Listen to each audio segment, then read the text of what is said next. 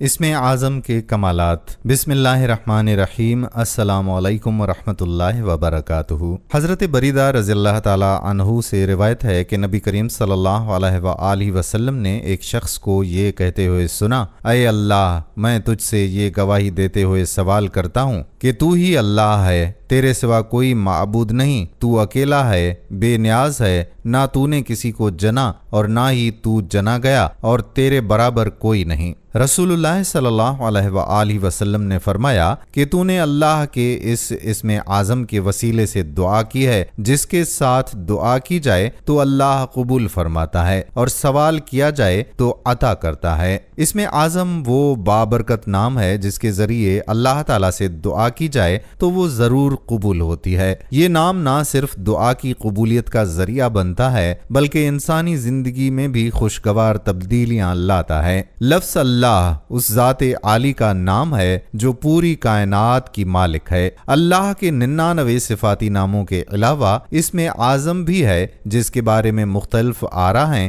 کہ کون سا نام حقیقتاً اسم اعظم ہے۔ اس ویڈیو میں ہم اسم اعظم کے ممکنہ ناموں اور ان کی حقیقت پر روشنی ڈالیں گے۔ ہم یہ جاننے کی کوشش کریں گے کہ کون سے کلمات کو اسم اعظم کہا گیا ہے اور ان کے ذریعے دعا مانگنے سے کیا کمالات اور برکات حاصل ہوتی ہیں۔ مزید یہ کہ اسم اعظم اور اللہ کے ذکر کی عادت کیسے ہماری زندگی میں مثبت تبدیلی لا سکتی ہے اور ہماری دعاؤں کی قبولیت کا ذریعہ بن سکتی ہے۔ ساتھ ہی ہم مختلف اسم اعظم کی خصوصیات، فوائد اور ان سے منسوب واقعات کا ذکر کریں گے اور وظائف بھی آپ کو بتائیں گے۔ امید ہے کہ یہ معلومات آپ کے لیے مفید ثابت ہوگی۔ اس ویڈیو کو آخر تک دیکھنا مت بھولیے گا۔ ناظرین، اسم اعظم دراصل اللہ تعالیٰ کا وہ خاص نام ہے جسے بار بار پڑھنے سے اللہ کے ساتھ ایک خاص تعلق پیدا ہو جاتا ہے اور معرفت کے دروازے کھلنے لگتے ہیں۔ اللہ تعالیٰ کا ہر صفاتی نام اس کی کسی نہ کسی خاص شان کا مظہر ہوتا ہے۔ انسان جب اللہ کو کسی مخصوص شان سے پکارتا ہے تو اللہ اسے اسی شان سے نوازتا ہے اور اپنے فضل و برکت کا خزانہ اس پر کھول دیتا ہے۔ مثال کے طور پر اگر کوئی شخص اللہ کو رحمان کہہ کر پکارتا ہے تو اللہ تعالیٰ اس پر اپنی رحمت کی بارش کر دیتا ہے اور اس شخص کا وجود دوسروں کے لیے بھی باعث رحمت بن جاتا ہے۔ اسم اعظم کے اصول کو سمجھنے کے لیے ایک عمومی طریقہ یہ ہے کہ جس آیت کا یا کلمے میں اللہ کی شان، معبودیت، رحمانیت، قیومیت، سمدیت یا کسی اور عظیم صفت کا بیان ہو وہ اسم اعظم ہو سکتی ہے۔ مثلا اللہ کا نام اللہ اور لا الہ الا اللہ، یہ ایسی آیات میں شامل ہیں جو اللہ کی شان معبودیت کی عکاسی کرتی ہیں، اس لیے انہیں اسم اعظم کہا گیا ہے۔ اسی طرح رحمان اور رحیم، یہ ایسے نام ہیں جو اللہ کی رحمت کی شان کو ظاہر کرتے ہیں اور اس سے دعا کرنے والے پر رحمت کا دروازہ کھلتا ہے۔ حی القیوم، یہ وہ نام ہے جو اللہ کی ہمیشہ زندہ اور قائم رہنے کی شان کو ظاہر کرتا ہے، اور جو اس نام سے اللہ کو پکارتا ہے اللہ اسے دائمی استقامت اور زندگی کی برکت عطا کرتا ہے۔ اللہ کا نام صمد اس کی بے نیازی کو بیان کرتا ہے، یعنی ہر چیز کا مالک اور کسی کا محتاج نہ ہونا۔ جو اسے اللہ صمد کہہ کر پکارتا ہے اللہ اسے دنیاوی حاجات سے بے نیاز بنا دیتا ہے۔ اس کے علاوہ یا ذوالجلال والاکرام اور یا لطیف بھی ایسے الفاظ ہیں جن میں اللہ تعالیٰ کی عظیم صفات پوشیدہ ہیں اور ان کی تکرار سے اللہ کا قرب حاصل کیا جا سکتا ہے۔ یوں اسماء اعظام کے ذکر کو کثرت سے پڑھنے کے بعد جو بھی دعا کی جائے انشاءاللہ وہ دعا قبولیت کے درجے تک پہنچتی ہے۔ لوح محفوظ کا قانون ہمیں یہ سمجھاتا ہے کہ ابتدا سے لے کر انتہا تک ہر چیز کا دار و مدار لفظ پر ہے۔ ماضی، حال اور مستقبل کے درمیان جو بھی فاصلے یا تسلسل ہیں وہ سب در حقیقت لفظ کے ذریعے ہی قائم ہیں۔ کائنات میں موجود ہر شے اللہ کا فرمان کردہ لفظ ہے اور یہ لفظ اللہ تعالیٰ کے اسم کا اظہار ہے۔ اسی اسم کے مختلف اندازوں سے کائنات کی نئی تخلیقات وجود میں آتی رہتی ہیں۔ اللہ تعالیٰ کا یہی لفظ یا اسم پوری کائنات کا نظام کنٹرول کرتا ہے۔ لفظ کی کئی اقسام ہیں اور ہر قسم کے لفظ یا اسم کا ایک حاکم ہوتا ہے جو اس قسم کے دیگر اسماء کو کنٹرول کرتا ہے۔ یہ حاکم اسم بھی اللہ ہی کا ہوتا ہے اور اسے ہی اسم اعظم کہا جاتا ہے۔ اسماء کی حقیقت روشنیوں سے جڑی ہوئی ہے۔ ہر قسم کی مخصوص روشنیوں کو کنٹرول کرنے والا اسم بھی انہی روشنیوں کا مرکب ہوتا ہے، اور یہ اسماء کائنات کی تخلیق کا ذریعہ ہیں۔ مثلا انسان کے اندر موجود تمام ضروریات، حواس اور اعمال کو برقرار رکھنے والا اسم ان سب تقاضوں کا حاکم ہوتا ہے، اور یہی اسم اعظم کہلاتا ہے۔ اسم اعظم کے بارے میں مختلف روایات سے یہ نتیجہ اخذ کیا جا سکتا ہے کہ جو شخص اسم اعظم کے راز کو پا لیتا ہے اس کی دعا اللہ کے حضور میں قبولیت کا درجہ پا لیتی ہے۔ مزید برآں اس کے ذریعے وہ اس دنیا کے بہت سے معاملات پر روحانی اختیار اور اثر بھی حاصل کر لیتا ہے، اور اس کے ہاتھ سے عجیب و غریب امور بھی ممکن ہو جاتے ہیں۔ اللہ کے تمام ناموں میں سے کون سا نام اسم اعظم ہے، اس پر علماء کرام نے مختلف آراء پیش کی ہیں، اور اس حوالے سے گفتگو بھی ہوتی رہتی ہے کہ ان ناموں میں کون سا نام خصوصی صفات اور طاقت رکھتا ہے۔ تاہم اصل توجہ کا محور اس بات پر ہونا چاہیے کہ اللہ کے اسماء اور صفات کی حقیقت اور مفہوم کو سمجھا جائے اور اس کو اپنی ذات میں جگہ دی جائے، تاکہ روحانی ترقی حاصل ہو سکے اور ہماری زندگی میں ان صفات کا اثر ہو۔ دوسرے الفاظ میں اصل مسئلہ یہ ہے کہ ہم اپنے کردار اور نفس کو اللہ کے ان صفات سے سنواریں۔ اس کے بغیر ایک گناہگار یا باطل راستے پر چلنے والا شخص محض اسم اعظم جان لینے سے دعا کی قبولیت حاصل نہیں کر سکتا۔ اگر ہم کسی بزرگ کی مثال لیں جیسے بلعم، جس کے بارے میں کہا جاتا ہے کہ وہ اسم اعظم سے واقف تھا، تو اس کا ایمان اور صالح عمل اسے اس مرتبے پر لے آئے تھے کہ اس کی دعا قبول ہوتی تھی، لیکن بعد میں اس نے اپنی کوتاہیوں، زمانے کے فرعونی اور طاغوتی قوتوں کی طرف جھکاؤ اور اپنی خواہشات کے تابع ہو کر اس مرتبے سے ہاتھ دھو بیٹھا۔ اسی طرح جب ہم یہ پڑھتے ہیں کہ انبیاء اور ائمہ علیہم السلام اسم اعظم کے راز سے واقف تھے، تو اس کا مطلب یہ ہے کہ ان کے وجود میں اسم اعظم کی حقیقت جلوہ گر تھی، اور یہی وجہ تھی کہ ان کی دعائیں اللہ کی بارگاہ میں قبول ہوتی تھیں۔ محمد بن حسن رحمۃ اللہ علیہ امام ابو حنیفہ رحمۃ اللہ علیہ سے روایت کرتے ہیں کہ اسم اعظم اللہ ہے۔ ان کا کہنا ہے کہ جہاں دوسرے صفاتی نام جیسے رحمان رحمت سے اور رب ربوبیت سے مشتق ہیں، وہیں اللہ کسی اور لفظ سے مشتق نہیں، اور یہی اس کی منفرد حیثیت ہے۔ ابن مبارک رحمۃ اللہ علیہ بھی فرماتے ہیں کہ اسم اعظم اللہ ہے۔ اس کی دلیل یہ ہے کہ دیگر تمام صفاتی نام اسی اللہ کی طرف منسوب ہوتے ہیں، جبکہ اللہ کسی دوسرے اسم کی طرف منسوب نہیں ہوتا۔ مولا علی علیہ السلام سے روایت ہے کہ اسم اعظم یا ظاہر ہے، جبکہ حضرت ابن عباس رضی اللہ تعالی عنہ کے مطابق یہ یا حی اور یا قیوم ہے۔ حافظ ابو القاسم سہیلی رحمۃ اللہ علیہ کا کہنا ہے کہ اللہ کے 99 نام سب کے سب لفظ اللہ کے تحت آتے ہیں، اور جب ان ناموں کو اللہ کے ساتھ ملایا جاتا ہے تو یہ پورے 100 ہو جاتے ہیں۔ جنت کے درجات بھی 100 ہیں، اور صحیح حدیث میں بیان ہوا ہے کہ جنت کے 100 درجات ہیں جن میں ہر 2 درجوں کے درمیان 500 سال کا فاصلہ ہے۔ اسی طرح اسماء حسنہ کے بارے میں یہ بھی فرمایا گیا ہے کہ جو شخص انہیں یاد کرے گا وہ جنت میں داخل ہوگا۔ اس سے ظاہر ہوتا ہے کہ اللہ کے اسماء کی تعداد جنت کے درجات کے برابر ہے۔ اللہ کے اسم اعظم ہونے کی دلیل یہ ہے کہ اللہ کے دیگر تمام صفاتی نام اس کی طرف منسوب ہوتے ہیں۔ مثلا کہا جاتا ہے کہ اللہ کا نام عزیز ہے، مگر کبھی نہیں کہا جاتا کہ اللہ نام ہے عزیز کا۔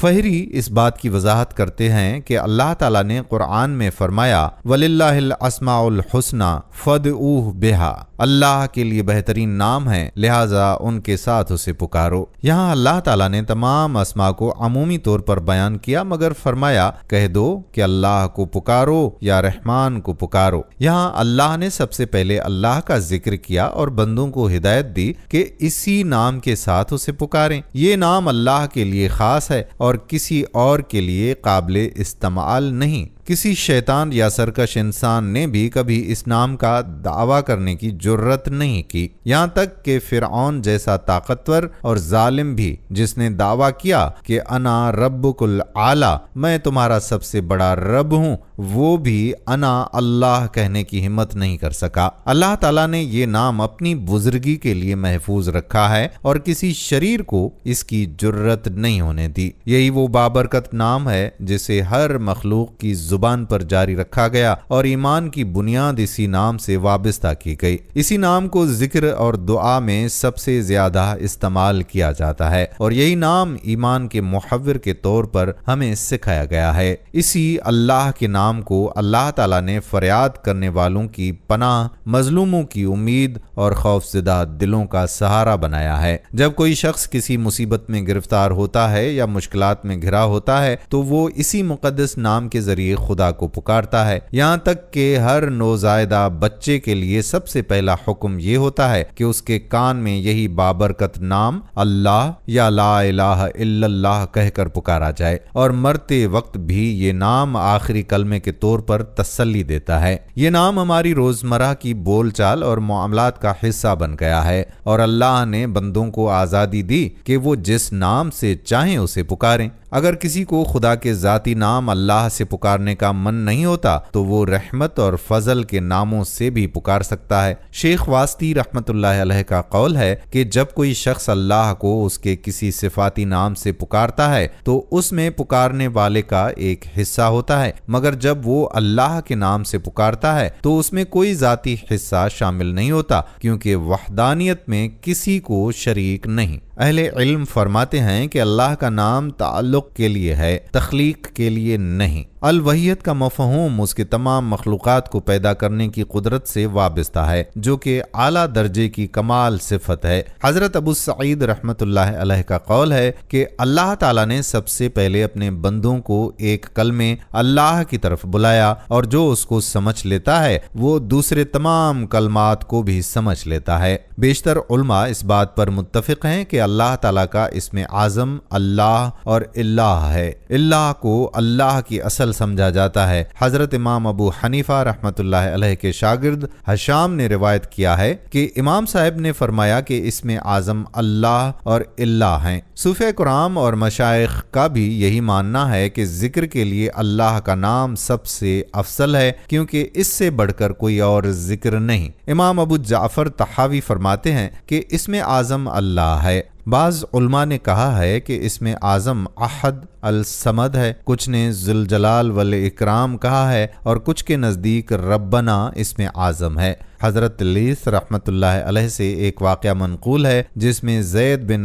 حارثہ رضی اللہ تعالی عنہ کو طائف جاتے ہوئے راستے میں ایک خچر والے نے روک لیا۔ خچر والے نے انہیں ایک ویران جگہ پر اتار کر قتل کرنا چاہا۔ زید رضی اللہ تعالی عنہ نے 2 رکعت نماز پڑھنے کی اجازت مانگی، جس پر خچر والے نے طنزاً کہا کہ تم سے پہلے جنہیں قتل کیا گیا انہوں نے بھی نماز پڑھی تھی مگر وہ بچ نہیں پائے۔ نماز کے بعد زید رضی اللہ تعالی عنہ نے یا ارحم الراحمین کہہ کر اللہ کو پکارا، جس پر فوراً آواز آئی کہ اسے قتل نہ کرو۔ خچر والے نے یہ آواز سنی مگر کسی کو نہ پایا۔ پھر دوبارہ زید رضی اللہ تعالی عنہ کی طرف بڑھا اور اسی لمحے ایک سوار ہاتھ میں خنجر لیے ظاہر ہوا اور خچر والے کو قتل کر دیا۔ یہ واقعہ اس بات کی علامت ہے کہ اسم اعظم کے ساتھ اللہ کو پکارنا فوری مدد کا ذریعہ بن سکتا ہے اور اللہ کی رحمت کا دروازہ کھلتا ہے۔ بعض علماء کے مطابق لا الہ الا انت سبحانک انی کنت من الظالمین اسم اعظم ہے، کیونکہ حضرت یونس علیہ السلام نے مچھلی کے پیٹ میں اس کلمے کو پڑھا اور اللہ نے ان کی دعا کو فوراً قبول کیا۔ حضرت سعد بن ابی وقاص رضی اللہ تعالی عنہ سے ابن السنی نے نقل کیا ہے کہ رسول اللہ صلی اللہ علیہ وآلہ وسلم نے فرمایا کہ میں ایک ایسا کلمہ جانتا ہوں جس کے پڑھنے سے مصیبت زدہ کی مشکل دور ہو جاتی ہے، اور وہ کلمہ حضرت یونس علیہ السلام کا ہے جنہوں نے تاریکیوں میں پڑھا تھا۔ کچھ لوگوں کے مطابق وہاب بھی اسم اعظم ہے، کیونکہ حضرت سلیمان علیہ السلام نے اسی نام کے ذریعے اللہ سے دعا کی تھی۔ دیگر کے نزدیک خیر الوارثین اسم اعظم ہے جو حضرت زکریا علیہ السلام نے دعا میں استعمال کیا، جبکہ بعض کا ماننا ہے کہ غفار اسم اعظم ہے۔ ایک عارف نے بیان کیا ہے کہ ہر شخص کے لیے اسم اعظم اس کی مخصوص حالت کے مطابق ہو سکتا ہے، جسے وہ اپنی حاجات کے لیے اللہ کے حضور میں پیش کرتا ہے۔ اسی نظریے کے مطابق ہر شخص کا اسم اعظم اس کے حالات کے مطابق مختلف ہو سکتا ہے۔ ایک دوست کے ذریعے بعض مشائخ کا یہ قول منقول ہے کہ شیخ محی الدین ابن عربی رحمۃ اللہ علیہ نے فرمایا کہ اگر کوئی شخص اپنے نام کے اعداد کو لے کر اللہ کے ایسے اسماء تلاش کرے جن کے اعداد اس کے نام کے اعداد کے برابر ہوں تو وہ اللہ سے اپنے مخصوص تعلق کے مطابق دعا میں اسے استعمال کر سکتا ہے۔ اگر ایک اسم کے اعداد برابر نہ ہوں تو 2، 3 یا 4 اسماء کو ملا کر بھی ایسا مجموعہ بنایا جا سکتا ہے جس کے اعداد اس کے نام کے برابر ہوں۔ مثال کے طور پر اگر کسی کا نام محمد ہے تو اس کے نام کے اعداد 92 بنتے ہیں۔ اللہ کے اسماء میں کوئی ایک اسم ایسا نہیں ہے جس کے اعداد 92 ہوں، مگر اول اور دائم 2 ایسے اسماء ہیں جن کے اعداد کا مجموعہ 92 ہے۔ اسی طرح حی، وہاب، واجد اور ولی 4 ایسے اسماء ہیں جن کے اعداد کو ملا کر 92 بنتے ہیں۔ اب اگر یہ شخص اپنے نام کے اعداد کے برابر اعداد والا اسم الہی تلاش کر لے تو پھر اسے یہ عمل کرنا چاہیے۔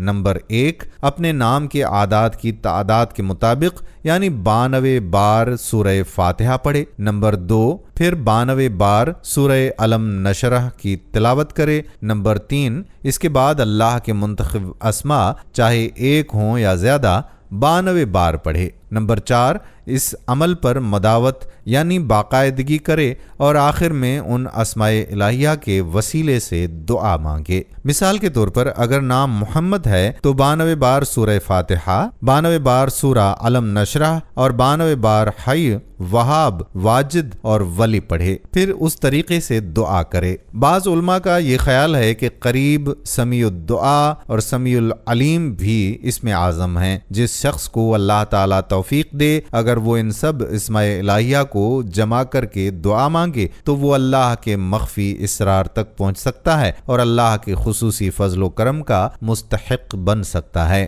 ناظرین، دنیا پر بالادستی کی خواہش بہت سے لوگوں میں ہوتی ہے اور اس کے لیے دولت اور طاقت کا استعمال بھی کیا جاتا ہے، لیکن ایسی بالادستی کا بھلا کیا فائدہ جو انسان کو تکبر اور غرور میں مبتلا کر دے۔ اصل عظمت اور کامیابی وہ ہے جس سے دلوں کو محبت سے فتح کیا جائے اور اچھے کاموں کا سلسلہ جاری رکھا جائے۔ ان لوگوں کے لیے جو دنیا اور دلوں کو تسخیر کرنے کی نیت رکھتے ہیں، اللہ کے اسم پاک یا مہیمن کا ورد انتہائی مؤثر ہے۔ یہ ایک ایسا جامع الصفات اسم ربی ہے جس میں دنیا اور دلوں کو مسخر کرنے کی حیرت انگیز قوت موجود ہے۔ یا مہمین کی برکت سے دشمن خوف محسوس کرتے ہیں اور اس کا رعب و دبدبہ لوگوں کے دلوں پر قائم ہو جاتا ہے، یہاں تک کہ سخت دل لوگ بھی اس کے سامنے موم بن جاتے ہیں۔ صوفیہ کرام فرماتے ہیں کہ اگر اس اسم کا عامل کسی حاکم کے سامنے انصاف کے لیے فریاد کرے تو حاکم اس کا استقبال اسی عزت و احترام سے کرتا ہے جیسے کسی بادشاہ کا۔ 40 دن تک یا مہیمن کو 313 مرتبہ پڑھنا اور اس کے اول اور آخر میں 7 مرتبہ درود شریف پڑھنا دشمنوں کو دوست بنا دیتا ہے اور ظالم اپنی ہیبت کھو بیٹھتے ہیں۔ البتہ اس عمل کے دوران پاکیزگی اور نیت کا درست ہونا لازمی ہے تاکہ یہ عمل اپنی اصل اثر انگیزی کے ساتھ کام کر سکے۔ یہ ایک نہایت ہی بابرکت وظیفہ ہے جسے اسم اعظم کہا جاتا ہے اور یہ 2 اسماء کا مجموعہ ہے، یا حی یا قیوم۔ ناظرین، اکابرین کا فرمان ہے کہ جو شخص منگل کے دن اس وظیفے کو پورے یقین اور حضوری کے ساتھ ادا کرے گا، اللہ تعالیٰ اس کی مشکلات کو حل کرے گا، اس کی حاجات پوری کرے گا اور اسے زندگی کے معاملات میں رہنمائی عطا فرمائے گا۔ نبی کریم صلی اللہ علیہ وآلہ وسلم نے حضرت فاطمہ سلام اللہ علیہا کو بھی ان ناموں کا ورد کرنے کی تلقین فرمائی اور فرمایا کہ یہ وہ اسماء ہیں جن کے ذریعے اللہ کی خاص قربت حاصل ہوتی ہے۔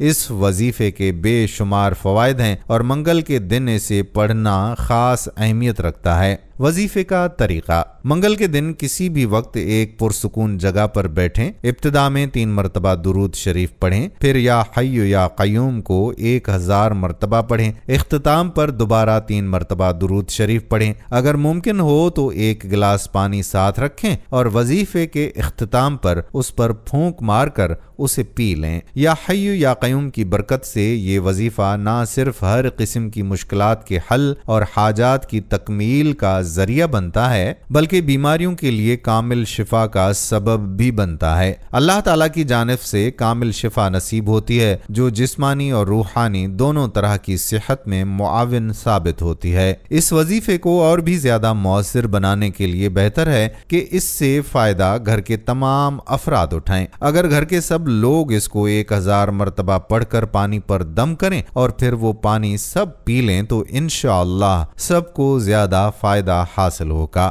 اگر بیمار شخص اس اسم مبارک یا حی یا قیوم کو 1000 مرتبہ پڑھے تو اس کو شفا ملے گی، اور اگر صحت مند شخص خود پیے گا تو اللہ تعالیٰ اسے لمبی عمر اور مزید روحانی قوت عطا فرمائے گا۔ اس وظیفے کا ایک اور خاص طریقہ یہ ہے کہ اگر کوئی شدید حاجت یا مشکل وقت آ جائے تو اسی مقررہ وقت میں اسم مبارک کو 1000 مرتبہ پڑھیں، اول اور آخر درود شریف کے ساتھ، اور اللہ تعالیٰ سے اپنی حاجت کے لیے دعا کریں۔ انشاءاللہ اللہ پاک اس کی حاجت کو پورا فرما دے گا۔ ایسے مشکل کام جن کا حل انسان کی سمجھ اور تدبیر سے باہر ہو، اس وظیفے کو 40 روز تک روزانہ 12500 مرتبہ پڑھیں۔ اللہ کے حکم سے جو بھی معاملہ پیچیدہ ہوگا وہ آسان ہو جائے گا اور مشکلات کا حل نکل آئے گا۔ ایک عامل کا قول ہے کہ اگر کوئی بڑا مشکل کام یا مسئلہ درپیش ہو تو اہل خانہ مل کر 41,000 مرتبہ یا حی یا قیوم کا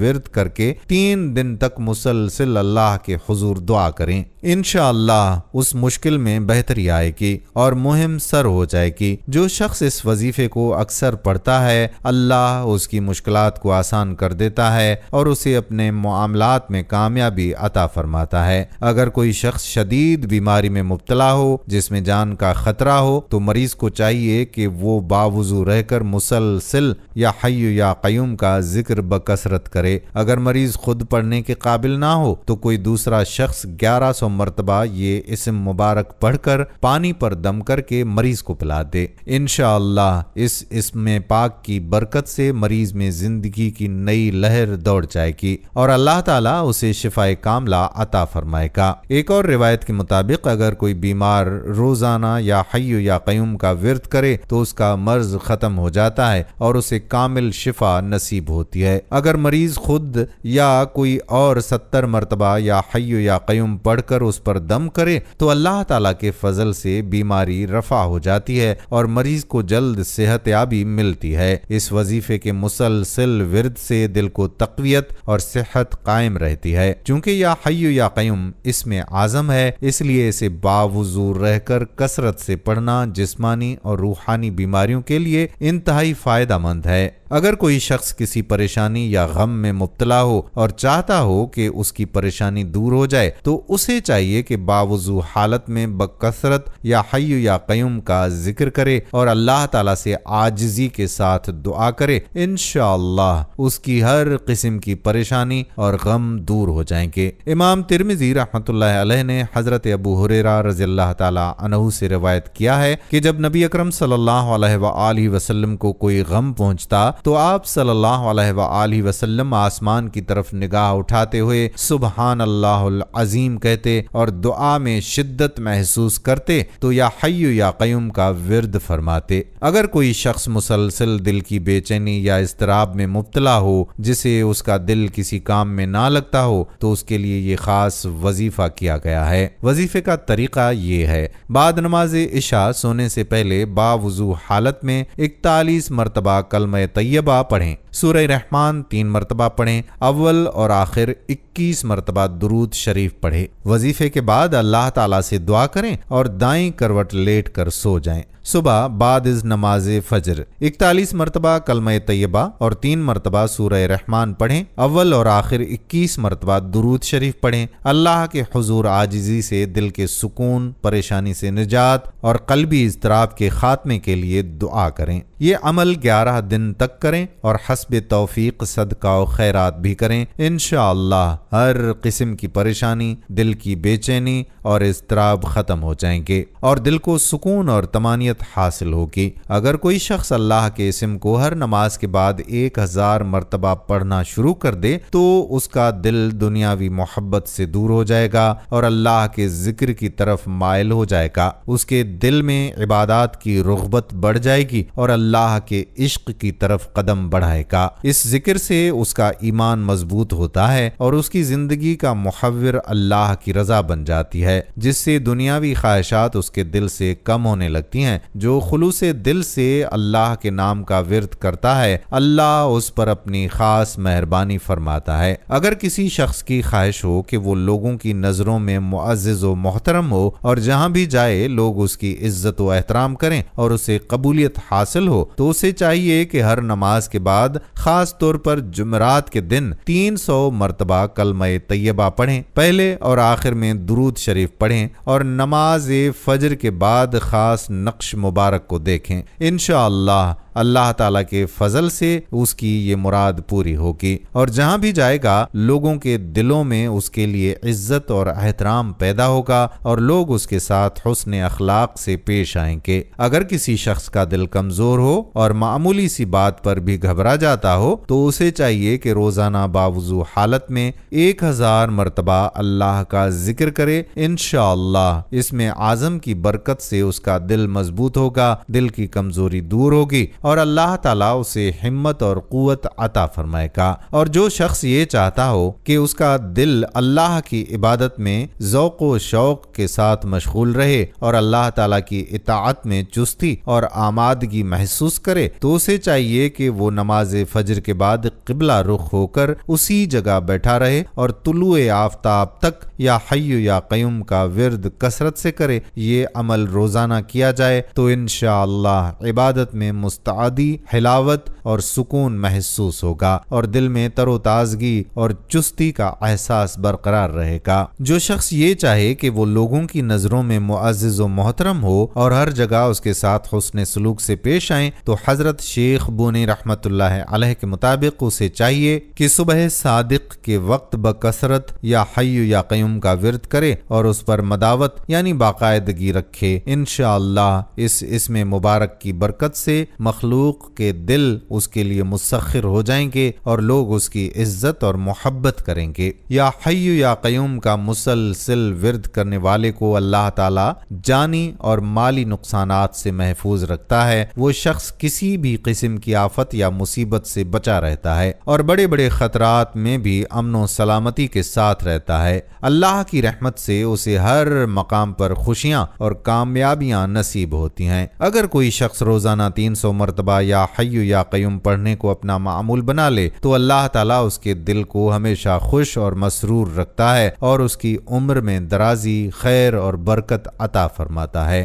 اگر کسی شخص کی کوئی چیز گم ہو جائے اور وہ نہیں جانتا کہ وہ کہاں ہے تو اسے چاہیے کہ رات کو سونے سے پہلے اس اسم مبارک کو 5200 مرتبہ 7 دن تک مسلسل پڑھیں۔ انشاءاللہ گمشدہ چیز کے بارے میں خواب میں اشارہ مل جائے گا۔ اگر کسی نے وہ چیز چرائی ہوگی تو اس کے دل پر اتنا خوف طاری ہو جائے گا کہ وہ چوری شدہ چیز کو کسی بہانے سے واپس کر دے گا۔ اگر کسی کو ناحق قید میں ڈالا گیا ہو تو وہ ہر نماز کے بعد 700 مرتبہ یا جلال والاکرام کا ورد کرے اور اللہ تعالیٰ سے رہائی کے لیے دعا کرے۔ انشاءاللہ اللہ تعالیٰ جلد رہائی کے اسباب پیدا فرما دے گا اور قید سے نجات مل جائے گی۔ جو شخص یا ذوالجلال والاکرام کو روزانہ کثرت سے پڑھنے کا معمول بنا لے تو اللہ تعالیٰ اسے غنی کر دیتا ہے اور اس کے رزق میں فراخی اور برکت عطا فرماتا ہے۔ اس کے معاش کی حفاظت ہوتی ہے اور حلال رزق میں کمی نہیں ہوتی، بلکہ اس میں ہر طرح سے خیر و برکت قائم رہتی ہے۔ فضائل ذکر کے حوالے سے ایک بزرگ کا واقعہ بیان کیا جاتا ہے کہ انہیں اسم اعظم یعنی اللہ تعالیٰ کا وہ مبارک نام جس کے ذریعے دعا قبول ہوتی ہے اسے معلوم تھا۔ ایک فقیر ان کی خدمت میں حاضر ہوا اور اسم اعظم سکھانے کی درخواست کی۔ بزرگ نے فرمایا کہ تم میں اس کی اہلیت و قابلیت نہیں ہے، مگر فقیر نے اصرار کیا کہ وہ اسم اعظم کو سیکھنے اور اس پر عمل کرنے کی صلاحیت رکھتا ہے۔ بزرگ نے اس فقیر کی آزمائش کے لیے کہا کہ فلاں جگہ جا کر دیکھو اور جو واقعہ پیش آئے مجھے اس کی خبر دو۔ فقیر وہاں پہنچا اور اس نے دیکھا کہ ایک بوڑھا شخص گدھے پر جنگل سے سوکھی لکڑیاں لادے ہوئے آ رہا تھا کہ ایک سپاہی نے اسے مارا پیٹا اور اس کی لکڑیاں چھین لیں۔ فقیر کو یہ دیکھ کر غصہ آیا اور واپس بزرگ کے پاس پہنچ کر پورا واقعہ سنایا، ساتھ ہی کہا کہ اگر مجھے اس میں اسم اعظم آتا تو میں اس سپاہی کے خلاف بد دعا کرتا۔ بزرگ نے جواب دیا کہ اسی لکڑی والے بزرگ ہی سے میں نے اسم اعظم سیکھا تھا۔ دیکھو، انہوں نے اسم اعظم جاننے، اس کے عامل ہونے اور قدرت رکھنے کے باوجود اس سپاہی کے خلاف بد دعا نہیں کی، بلکہ صبر و تحمل سے کام لیا۔ انہوں نے مزید فرمایا کہ اسم اعظم سیکھنے کے لیے اسی صبر و تحمل کی اہلیت درکار ہے۔ شیخ اسماعیل فرغانی رحمۃ اللہ علیہ بیان کرتے ہیں کہ انہیں ایک عرصے سے اسم اعظم سیکھنے کی شدید تمنا تھی۔ ایک روز دمشق کی جامع مسجد میں بیٹھے ہوئے انہوں نے 2 افراد کو اپنی طرف آتے دیکھا۔ انہیں دیکھ کر ایسا محسوس ہوا جیسے وہ اللہ تعالیٰ کے فرشتے ہوں۔ ان میں سے ایک نے دوسرے سے پوچھا کہ کیا تو اسم اعظم سیکھنا چاہتا ہے؟ دوسرے نے جواب دیا کہ ہاں، بتا دیجئے۔ شیخ اسماعیل رحمۃ اللہ علیہ ان کی گفتگو سن کر متوجہ ہوئے، کیونکہ انہیں اسم اعظم جاننے کی بہت خواہش تھی، اور اسی شوق میں وہ کئی دن فاقے کرتے اور بے ہوشی کی حالت تک پہنچ جاتے۔ ان افراد کی گفتگو کو غور سے سنتے ہوئے شیخ اسماعیل رحمۃ اللہ علیہ نے سنا کہ ایک نے کہا کہ اسم اعظم لفظ اللہ ہے، بشرطیہ کہ یہ نام صدق لجا کے ساتھ لیا جائے۔ شیخ اسماعیل رحمۃ اللہ علیہ نے صدق لجا کا مطلب یوں سمجھا کہ جب کوئی شخص دریا میں ڈوب رہا ہو اور اسے بچانے والا کوئی نہ ہو تو اس وقت جو خلوص اور دل کی گہرائی سے اللہ کو پکارا جائے وہی صدق لجا کی حالت ہے۔ انہوں نے سمجھا کہ اسم اعظم کو جاننے اور اس کے فیض سے فائدہ اٹھانے کے لیے بڑی اہلیت، خلوص اور ضبط و تحمل کی ضرورت ہوتی ہے۔ ناظرین، حضرت ابو ہریرہ رضی اللہ تعالی عنہ سے روایت ہے کہ رسول اللہ صلی اللہ علیہ وآلہ وسلم نے فرمایا، بے شک اللہ تعالیٰ کے 99 نام ہیں، جس نے انہیں یاد کیا، ان کے معنی سمجھے، ان پر عمل کیا اور انہیں محفوظ کر لیا، وہ جنت میں داخل ہوگا۔ بلا شبہ اللہ تعالیٰ کی عبادت اور اس کی معرفت کا جذبہ انسانی فطرت کا خاصہ ہے۔ انسان اپنے خالق کو اپنی آنکھوں سے نہیں دیکھتا، لیکن جب زندگی میں کوئی خوشگوار لمحہ آتا ہے تو اس کا دل شکرانے کے لیے سجدہ کرنے کو بےتاب ہو جاتا ہے، اور جب کوئی ناگوار واقعہ پیش آتا ہے تو انسان بے اختیار اسی نادیدہ ہستی کی طرف رجوع کرتا ہے۔ اس کا دل، اس کے ہاتھ اور آنکھیں اپنی بے بسی اور عجز کا اظہار کرنے لگتی ہیں۔ یہی وجہ ہے کہ دنیا کی تاریخ میں کبھی ایسا وقت نہیں آیا جب خدا پرستی کا یہ فطری جذبہ مفقود ہوا ہو۔ ہر دور، ہر خطے اور ہر قوم میں انسان اسی خالق حقیقی کو یاد کرتا آیا ہے، اور جب بھی کوئی مشکل پیش آئی ہے دل اسی کی طرف پلٹتا ہے۔ اللہ تعالیٰ کو ہر اس نام سے پکارا جا سکتا ہے جو اس کی عظمت و جلال کے شایان شان ہو۔ اللہ جل شانہ کی ذات کو دنیا کے مختلف قوموں اور مذاہب نے اپنے اپنے انداز سے مانا اور پکارا ہے، اور وہ اسے مانتے اور پکارتے رہیں گے، جیسا کہ اللہ تعالیٰ نے قرآن میں ارشاد فرمایا کہ کہہ دیجئے کہ اللہ کہہ کر پکارو یا رحمان کہہ کر پکارو، جس نام سے بھی پکارو سب اسی کے بہترین نام ہیں۔ اس آیت سے 2 اہم باتیں واضح ہوتی ہیں۔ اللہ تعالیٰ کو کسی بھی زبان اور کسی بھی نام سے پکارا جا سکتا ہے، بشرطیہ کہ وہ نام اس کی شان کے لائق ہو۔ اللہ کا جلال اور عظمت کسی ایک زبان تک محدود نہیں، بلکہ تمام مخلوقات اپنی اپنی زبانوں اور طریقوں سے اسی کو یاد کرتے ہیں۔ اس کائنات کی ہر چیز، چاہے وہ جاندار ہو یا بے جان، اللہ کی تسبیح کرتی ہے۔ اگر غور سے سنا جائے تو پتوں کی سرسراہٹ، پھولوں کی خوشبو، پرندوں اور چڑیوں کی چہچہاٹ میں اللہ اللہ کی پکار سنائی دیتی ہے، جیسا کہ قرآن میں ارشاد ہوا ہے، اور کوئی چیز ایسی نہیں ہے جو اس کی حمد کے ساتھ تسبیح نہ کر رہی ہو۔ یہ آیت اس حقیقت کی طرف اشارہ کرتی ہے کہ تمام مخلوقات اپنی فطرت کے مطابق اللہ کی عبادت کرتی ہیں اور اس کی عظمت کو تسلیم کرتی ہیں۔ دوسری بات یہ واضح ہوتی ہے کہ اللہ جل شانہ کے بہت سے بہترین نام ہیں، اور حقیقت میں تمام بہترین نام اسی کے ہیں، جیسا کہ اللہ تعالیٰ فرماتا ہے وَلِلَّهِ الْأَسْمَاءُ الْحُسْنَى۔ اس کے علاوہ نبی کریم صلی اللہ علیہ وآلہ وسلم نے فرمایا کہ اللہ تعالیٰ کے اسماء حسنہ کی تعداد 99 ہے، جو شخص ایمان اور عقیدت کے ساتھ ان 99 ناموں کو یاد کرتا ہے یا ان کے ذریعے دعا کرتا ہے یا اللہ کو یاد کرتا ہے یا ان کے معانی کو سمجھ کر ان پر عمل کرتا ہے تو وہ جنت میں داخل ہوگا۔ علماء محدثین اس بات کی وضاحت کرتے ہیں کہ اس تعبیر کا مقصد اللہ جل شانہ کے اسماء حسنہ کی کثرت بیان کرنا ہے، نہ کہ ان کی تعداد کی تحدید کرنا۔ حقیقت میں اللہ کے اسماء حسنہ کے علاوہ بھی ایسے بہت سے نام ہیں جن کا ذکر قرآن اور احادیث میں نہیں ملتا، لیکن جو عدد 99 ذکر کیا گیا ہے اس کا مقصد یہ ہے کہ انہی 99 ناموں کے ساتھ مخصوص فضیلت جنت کے لیے ہیں۔ بعض سلف سے منقول ہے کہ جو شخص اللہم سے دعا مانگتا ہے ان سے گویا تمام اسماء حسنہ کے ذریعے دعا کی، اس طرح سے اللہم کا ذکر بھی اللہ تعالیٰ کی تمام صفات و ناموں کا احاطہ کرتا ہے، اور یہ ایک جامع دعا ہے جس کی قبولیت کی امید رکھی جا سکتی ہے۔ یہ حقیقت ہے کہ اللہ جل شانہ کے جتنے بھی پیارے پیارے نام ہیں وہ سب اسی کی الوہیت، ربوبیت، شان عظمت، قدرت، قوت، نصرت، حفاظت، محبت، ہدایت، شفقت، سخاوت وغیرہ کی عکاسی کرتے ہیں۔ ان تمام اسماء حسنہ میں لفظ اللہ اسم ذات ہے، جبکہ باقی اسماء صفات کی وضاحت کرتے ہیں، جیسا کہ قرآن پاک میں فرمایا وہ اللہ ہے جس کے سوا کوئی معبود نہیں، اسے تمام کھلی اور چھپی باتوں کا علم ہے، وہی رحمان اور رحیم ہے۔ اسی طرح اللہ تعالیٰ ارشاد فرماتا ہے اور صبح و شام اپنے رب کے نام کا ذکر کیا کریں اور رات کی کچھ گھڑیاں اس کے حضور سجدہ ریزی کیا کریں اور رات کے بقیہ طویل حصے میں اس کی تسبیح کیا کریں۔ بے شک وہی بامراد ہوا جو نفس کی آفتوں اور گناہوں کی آلودگیوں سے پاک ہو گیا اور وہ اپنے رب کے نام کا ذکر کرتا رہا اور کثرت و پابندی سے نماز پڑھتا رہا۔ قرآن میں اللہ تعالیٰ کا ارشاد ہے، کیا تم اللہ کے سوا اس کی عبادت کرتے ہو جو نہ تمہارے لیے کسی نقصان کا مالک ہے اور نہ نفع کا، اور اللہ ہی تو خوب سننے والا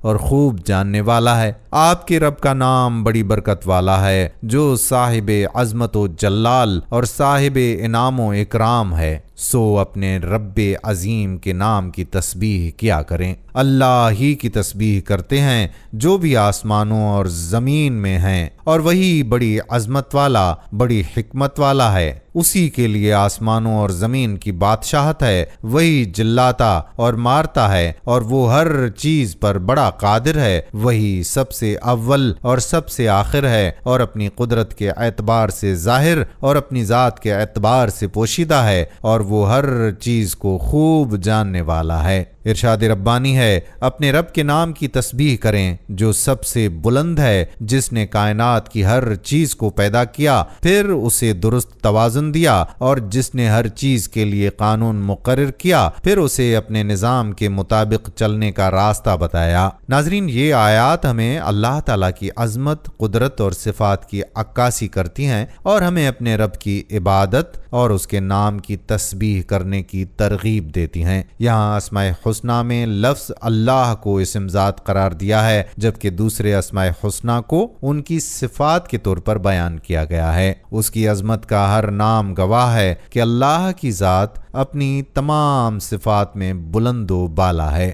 اللہ تعالیٰ کی ذات و صفات اس قدر بلند ہیں کہ ان میں کسی قسم کی پستی کا امکان ہی نہیں۔ وہ عجز و فنا، ضعف و عزم احلال، فقر و محتاجی، سونے اور اونگنے، کمزوری اور سستی سے بلند ہے۔ ہر قسم کے نقص، عیب اور وہم و گمان سے بھی بلند ہے۔ اس کی بلندی کے مقابلے میں تمام بلندیاں ہیچ ہیں۔ اس کے علم کے سامنے سب علوم جہالت ہیں۔ اس کی سماعت کے مقابلے میں سب کی سماعتیں بہراپن ہیں، اور اس کی بصارت کے سامنے سب بصارتیں اندھاپن ہیں۔ اس کی فصاحت کے سامنے باقی سب فصاحتیں گونگاپن ہیں، اور اس کے وجود کے سامنے سب کا وجود کال عدم ہو جاتا ہے۔ وہ اس قدر بلند و بالا ہے کہ عظمتوں کی معراج اور بلندیوں کی انتہا اسی کے لیے ہے۔ لفظ اللہ حق تعالیٰ کے ساتھ خاص ہے، جیسا کہ اللہ کی ذات و صفات میں کوئی شریک نہیں، اسی طرح اس کا اسم ذات بھی بلند و بالا ہے اور اس کا کوئی ثانی نہیں۔ علماء نے فرمایا ہے کہ لفظ اللہ کو صرف اللہ تعالیٰ کے لیے استعمال کیا جا سکتا ہے، جیسا کہ ارشاد ربانی ہے، کیا کوئی اور ہے جو اللہ کے نام سے موسوم ہو؟ لفظ اللہ کی ایک زبردست خصوصیت یہ ہے کہ یہ قرآن کریم میں تقریباً 2940 مرتبہ آیا ہے۔ جمہور اہل علم نے تو لفظ اللہ ہی کو اسم اعظم قرار دیا ہے۔ حضرت شیخ عبد القادر جیلانی رحمت اللہ علیہ فرماتے ہیں کہ اگر لفظ اللہ کو اس حال میں ادا کیا جائے کہ دل میں اللہ تعالیٰ کے علاوہ کچھ نہ ہو تو یہی اسم اعظم ہے۔ لفظ اللہ ایک ایسا بابرکت نام ہے کہ اگر کسی نے اسے غفلت کے ساتھ بھی لیا تب بھی اس میں برکت ہوتی ہے، تو جب اسے عظمت و خلوص کے ساتھ لیا جائے تو اس کی فضیلت اور بھی زیادہ بڑھ جاتی ہے۔ اللہ جل جلالہ کا مقدس نام تو اس وقت بھی موجود تھا جب کائنات میں کچھ نہیں تھا، اور یہ اسی طرح موجود رہے گا جب کچھ بھی باقی نہ رہے گا۔ اللہ کا یہ نام ہی کائنات کی اصل روح اور جان ہے۔ یہ دنیا اسی وقت تک آباد رہے گی جب تک کسی ایک کی زبان پر بھی یہ مقدس نام جاری رہے گا۔ جب کوئی زبان اللہ اللہ کا ورد کرنے والی باقی نہیں رہے گی تو اس وقت کائنات کی بساط لپیٹ دی جائے گی، آسمان کی قندیلیں بجھا دی جائیں گی، دریاؤں اور سمندروں کا پانی خشک ہو جائے گا اور نظام عالم درہم برہم ہو جائے گا۔ اللہ جل شانہ کی ذات جیسی عظیم ہے، اس کا مقدس نام بھی اسی طرح عظیم ہے، اور اس نام کی عظمت سے اس کا ذکر کرنے والا بھی عظیم ہو جاتا ہے۔ حضرت تھانوی فرماتے ہیں کہ اللہ رب العزت کا نام اتنا عظیم ہے کہ اگر ہم 1000 بار بھی مشک اور عنبر سے اپنی زبان دھو کر اس کا مقدس نام لیں تو ہم اس کے تقدس کا حق ادا نہیں کر سکتے، مگر یہ اللہ کا انعام اور احسان ہے کہ اس نے اپنا مقدس اور عظیم نام ہماری ناپاک اور حقیر زبان پر بآسانی جاری فرما دیا ہے۔ اب جو شخص اس پاک نام کو اپنی زبان پر ورد رکھے گا اس کی زبان اور جسم پاک ہو جائیں گے، اللہ تعالیٰ کی رحمت اس پر نازل ہوگی۔ یہ ذکر انسان کو روحانی بلندیوں کی طرف لے جاتا ہے اور اس کے دل میں اللہ کی محبت اور قربت کو بڑھاتا ہے۔ ناظرین، ایک حدیث پاک میں فرمایا گیا ہے کہ تمہاری دعائیں قبول ہوتی ہیں جب تک جلدی نہ کرو کہ میں نے دعا کی اور اب تک قبول نہیں ہوئی۔ اس حدیث سے یہ بات ثابت ہوتی ہے کہ دعا کرنے کے بعد صبر و تحمل کرنا ضروری ہے، کیونکہ اللہ تعالیٰ کی حکمت کے مطابق دعاؤں کا قبول ہونا یا مختلف وقت لے سکتا ہے۔ حضرت عبداللہ بن عباس رضی اللہ تعالیٰ عنہ سے روایت ہے کہ حضرت عثمان غنی رضی اللہ تعالیٰ عنہ نے نبی کریم صلی اللہ علیہ وآلہ وسلم سے بسم اللہ الرحمن الرحیم کی فضیلت کے بارے میں دریافت کیا تو نبی کریم صلی اللہ علیہ وآلہ وسلم نے ارشاد فرمایا، یہ اللہ عز و جل کے ناموں میں سے ایک نام ہے اور اللہ عز و جل کے اسم اعظم اور اس کے درمیان ایسا ہی قرب ہے جیسے آنکھ کی سیاہی اور سفیدی کے درمیان۔ بحوالہ مستدرک الحاکم۔ اس حدیث سے یہ معلوم ہوتا ہے کہ بسم اللہ الرحمن الرحیم اللہ تعالیٰ کے ناموں میں سے ایک بہت اہم اور خاص نام ہے، اور یہ اسم اعظم کے قریب ترین ہے جو ہماری دعاؤں اور اعمال کی قبولیت کے لیے انتہائی مؤثر ثابت ہو سکتا ہے۔ اعلیٰ حضرت امام احمد رضا رحمت اللہ علیہ کے والد ماجد مولانا نقی علی خان نے بسم اللہ الرحمن الرحیم کو اسم اعظم قرار دیا ہے، اور بعض علماء امت رحمت اللہ علیہم اجمعین نے بھی اس کی فضیلت کو بیان کیا ہے۔ حضور غوث اعظم حضرت شیخ عبد القادر جیلانی رحمت اللہ علیہ سے منقول ہے کہ بسم اللہ عارف کی زبان سے ایسی ہے جیسے کلام خالق عز و جل سے کن ہے، یعنی یہ ایک انتہائی بابرکت اور طاقتور لفظ ہے جو اللہ کی طرف سے خاص فضیلت رکھتا ہے۔ حضرت سیدنا احمد بن علی البونی رحمت اللہ علیہ فرماتے ہیں کہ جو شخص بلا ناغہ 7 دن تک بسم اللہ الرحمن الرحیم کو 786 مرتبہ اول اور آخر درود پاک کے ساتھ پڑھے تو انشاءاللہ اس کی ہر حاجت پوری ہوگی۔ یہ حاجت چاہے کسی بھلائی کے حصول کے لیے ہو، برائی کو دور کرنے کے لیے ہو یا رزق میں ترقی کے لیے ہو۔ اب میں حضرت نظام الدین اولیاء رحمت اللہ علیہ کا ایک مختصر واقعہ آپ کو سناتا ہوں۔ ایک دن حضرت نظام الدین اولیاء رحمت اللہ علیہ کی ایک کنیز نے عرض کی کہ حضور، اگر آپ مجھے اجازت مرحمت فرما دیں تو بہت مہربانی ہوگی، کیونکہ جس مقصد کی بنا پر میں نے غلامی اختیار کی تھی وہ آرزو ناتمام رہی۔ حضرت نظام الدین اولیاء نے جب اپنی کنیز کی یہ بات سنی تو ارشاد فرمایا، تم کیا کہنا چاہتی ہو؟ کھل کر کہو۔ کنیز نے پھر کہا کہ حضور، آپ کی ولایت کی دھوم سنا ہے کہ شہنشاہ علاء الدین خلجی بھی صرف ایک مرتبہ کی حاضری کی اجازت کے لیے ایک مدت سے تڑپ رہا ہے اور پورا ہندوستان آپ کے عشق میں گرفتار ہے۔ میں نے یہ بھی سنا ہے کہ حضرت بابا فرید رحمت اللہ علیہ کی مثل پورے ہندوستان میں کوئی نظر نہیں آتی، لیکن مجھے معاف کیجیے گا کہ مجھے آپ کی ذات میں کوئی ایسی نشانی نظر نہیں آتی کہ میرا دل بھی آپ کو ولی کہے۔ حضرت نظام الدین اولیاء نے مسکرا کر فرمایا، اچھا ہمیں بھی تو بتاؤ کہ اللہ کریم کے دوستوں کی کیا نشانیاں ہیں؟ کنیز نے جواب دیا کہ میں نے اپنے بزرگوں سے سنا ہے کہ شریعت کی پابندی کے علاوہ اللہ کے ولی کی 3 ایسی خصوصیات ہوتی ہیں کہ ان کے بغیر کوئی ولایت کا حقدار نہیں ہوتا۔ نمبر 1، اللہ کے ولی کو کوئی نہ کوئی مرض لاحق رہتا ہے جبکہ آپ بالکل تندرست ہیں۔ نمبر 2، اللہ کے ولی اپنے ہاتھ سے محنت کر کے کھاتا ہے جبکہ آپ کوئی کام نہیں کرتے۔ نمبر 3، اللہ کے ولی کے بدخواہ بہت ہوتے ہیں جبکہ یہاں تو ہندوستان کا بادشاہ بھی آپ کا غلام ہے، اس لیے آپ کو کوئی برا نہیں کہتا۔ حضرت نظام الدین اولیاء رحمت اللہ علیہ نے فرمایا، میں نہیں چاہتا کہ تم میرے بارے میں بدگمانی کا شکار رہ کر اپنی آخرت کو برباد کرو، لہٰذا تمہیں آج وہ راز کی بات بتاؤں گا جسے میرے قریبی لوگ بھی نہیں جانتے۔ اس کے بعد آپ نے اپنی کمر مبارک سے اپنا کرتا کچھ اونچا کیا جس کے نیچے میں آپ کی کمر پر وہ زخم نظر آیا جو کہ ناسور کی شکل اختیار کر گیا تھا۔ پھر آپ نے کنیز کو اشارہ کیا کہ کمرے میں موجود دری کو اٹھائے۔ جب اس نے دری کے نیچے کھجور کے پتے دیکھے تو جن سے نامکمل چٹائیاں بنی ہوئی تھیں تو آپ نے فرمایا کہ اللہ کا ایک بندہ آتا ہے اور میں اسے کچھ چٹائیاں بنا دیتا ہوں جس سے میرا خرچ پورا ہو جاتا ہے۔ پھر آپ نے فرمایا کہ اب رہا تیسرا سوال تو اس کا جواب شام ڈھلنے کے وقت دوں گا۔ جب شام ہوئی تو حضرت نظام الدین اولیاء رحمت اللہ علیہ نے کنیز کو اپنے ساتھ آنے کا حکم دیا۔